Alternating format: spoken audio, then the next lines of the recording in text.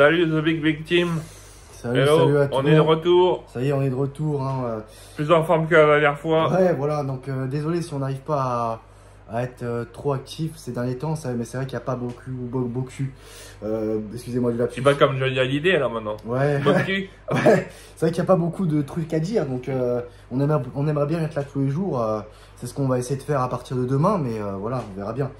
En tout cas, voilà, on va vous donner le résultat du jour, les résultats footballistiques du jour.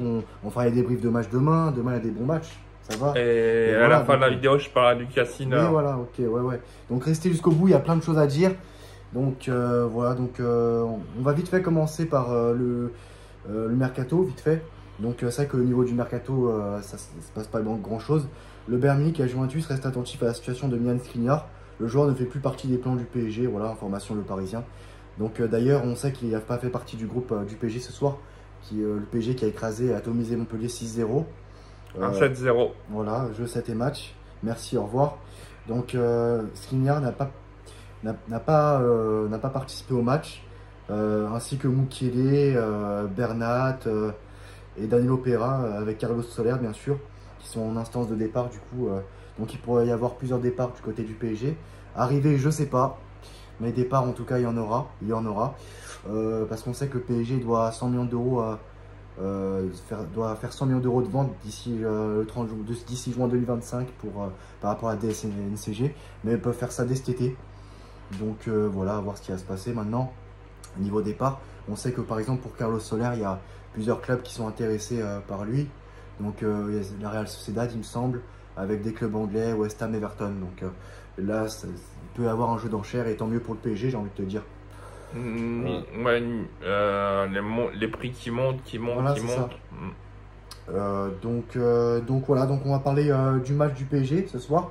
On l'a pas vu du coup. Pas de Dazen pour nous. Voilà, pas de Dazen ici, hein, on l'a dit à plusieurs reprises. Donc on va pas faire les... Voilà, on n'est pas là à critiquer. Voilà, parce que voilà, il y en a plein qui critiquent et tout. Et là, ils vont faire les débriefs du match. Nous, voilà, après, je sais pas comment ils ont regardé le match. Peut-être avec du piratage, j'en sais rien. Mais nous, on n'a pas vu le match en tout cas. Demain, par contre, on regardera AS Monaco-Lyon et Barcelone-Athletic Bilbao. Moi, je regarderai je regarderai que le match de Ligue 1. Donc voilà, donc ce soir, niveau but, il y a eu, par exemple, tu vois, contre le Havre, le PSG avait marqué 4 buts, voilà. Ce soir, 6 buts, donc ça fait 10 buts en 2 matchs. Et c'est comme, voilà, donc équipe ayant inscrit le plus de buts après 2 journées de Ligue 1 depuis l'an 2000. Donc le Paris Saint-Germain en 2022-2023 avec Christophe Galtier, 10 buts. Et le Paris Saint-Germain 2024-2025, 10 buts. On sait que le Paris Saint-Germain avait marqué 17 buts en 3 matchs, les 3 premiers matchs là, de 2022-2023 avec Christophe Galtier. Le 7-1, tout ça, voilà, etc. avec, contre Lille. Et là, le PSG a voilà, donc, 4 buts contre l'Havre avec 4 buteurs différents. Et là, ce soir, 6 buts contre Montpellier avec 5 buteurs différents. Donc, doublé de Bradley Barcola avec un but de Warren, un but d'Hakimi, un but d'Asensio et un but de Kanginli. Donc, c'est propre.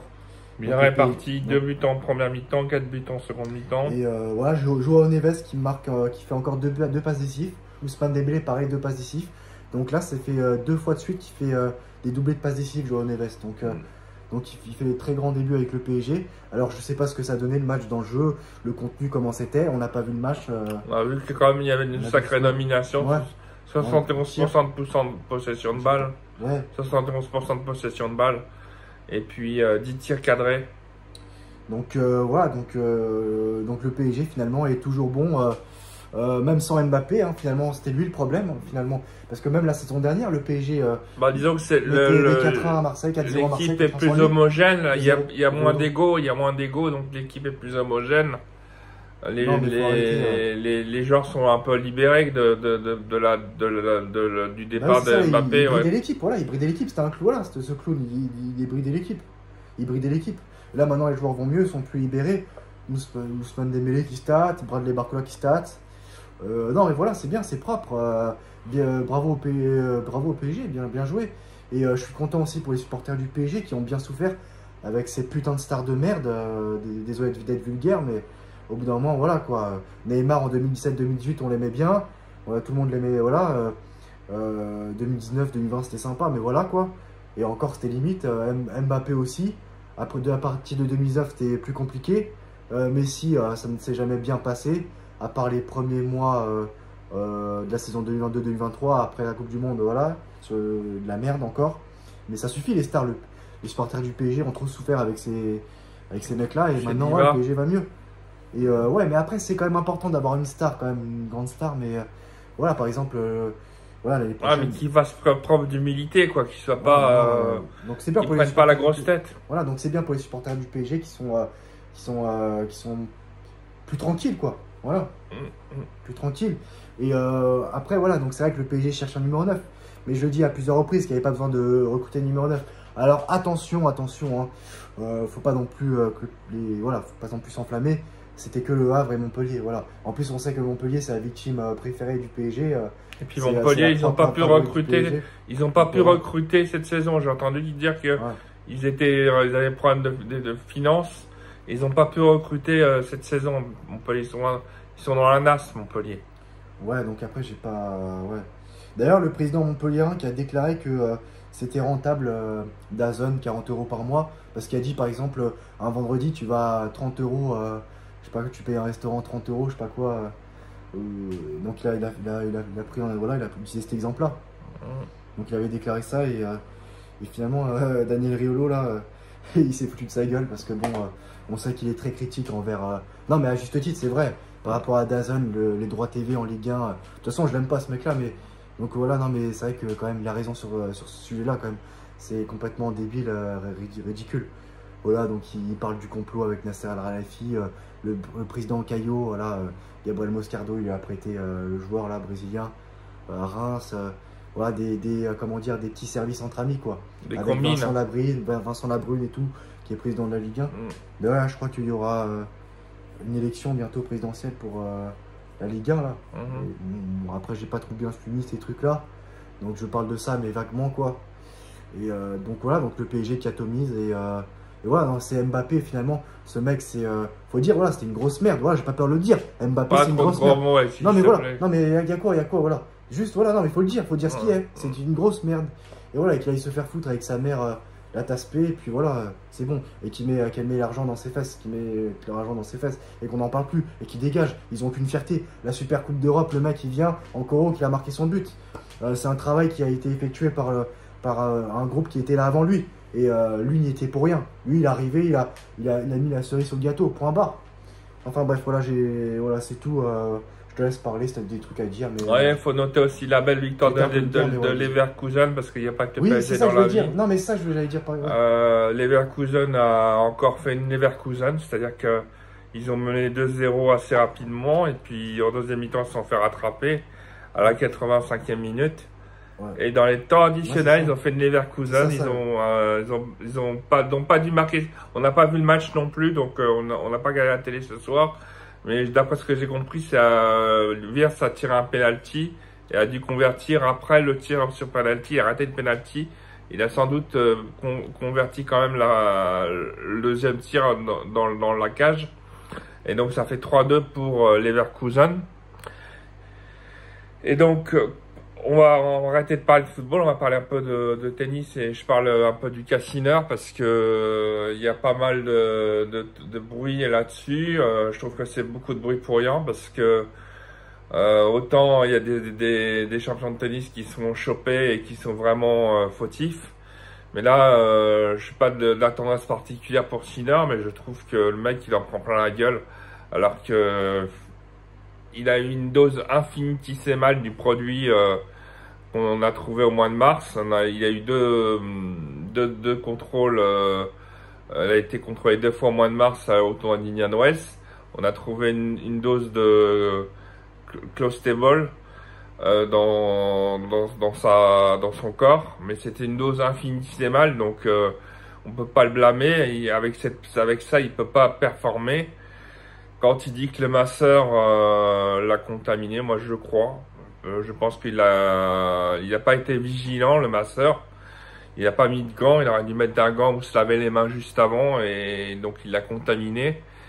Et parce qu'il s'était mis un spray à base de Clostebol sur le doigt pour se guérir le doigt. Et il a touché en massant Sinner, il l'a contaminé. Autant Irani, je la crois pas quand elle dit que c'est ça, quand elle été contre les positives et qu'elle a dit que sa mère avait mis du produit anabolisant dans les pâtes, c'est un peu de trop gros. Autant Sinner, je crois. Je pense quand même c'est un mec qui est sain, il a l'air vraiment sain, très très carré. Alexis l'aime pas trop, mais moi je suis indifférent, mais je déteste pas. Et je trouve que on en fait un peu trop les caisses. Et puis il y a des joueurs qui ont réagi comme Kyrgios, comme Shapovalov, comme Lucas Pouille qui réagissent parce que ils trouvent que c'est une justice à deux vitesses. Ils ont pas forcément tort. Mais quand on est numéro 1 mondial et qu'on a un cas comme ça sur les épaules, il faut se dédouaner. Automatiquement se dédouaner. Donc il a pris les meilleurs avocats et il a bien fait de. Ce qui a été un peu désolant, c'est qu'on apprenne ça 6 mois après. C'est le timing qui est pas bon. Ouais. Le timing qui est pas bon. Mais à part ça, je trouve. C'est l'US Open là. Ouais. Bon, il va quand même participer. Ouais. Il participe. Ouais. L'un des favoris de l'US Open, c'est Sinner. Ouais. Et donc, on verra bien ce que ça donne. Il a toujours des problèmes de hanche, Sinner. Ouais. On va voir s'il tient le coup sur 2 semaines. Voilà. Ouais, t'as fini? J'ai terminé. Ok.